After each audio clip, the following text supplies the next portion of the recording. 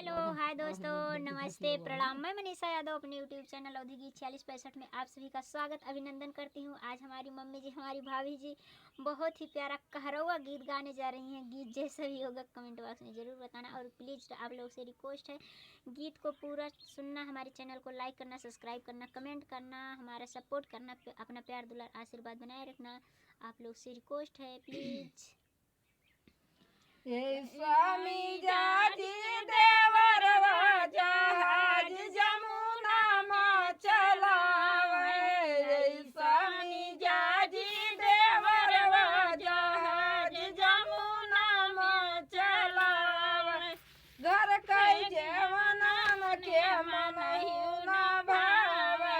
घर कई जवना के मनहिउ न भावे।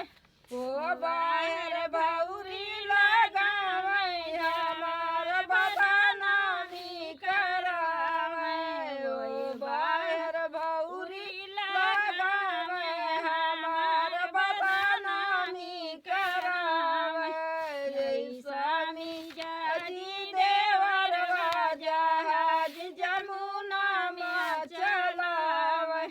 घर कई गेरुआवन के मनहिउ न भावे। घर कई गेरुआवन के मनहिउ न भावे। ओ बाहर महरिन बसावे हमार बदनामी करावे।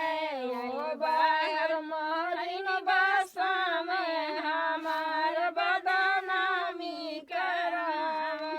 ये स्वामी जाजी देवरवा जहाज जमुना में चलावे।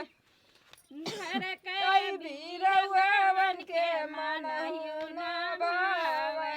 घर कई बीरवन के मनहिउ न भावे। ओ बाहर बरइन बसावे हमार बदनामी करावे। ओ बाहर बरइन बसावे हमार बदनामी करावे। ये स्वामी जाजी देवरवा जहाज जमुना में चलावे। घर कैसे जरियावन के मनहिउ न भावे। घर कैसे जरियावन के मनहिउ न भावे। ओ बाहर रंडी बसावे हमार बदनामी करावे।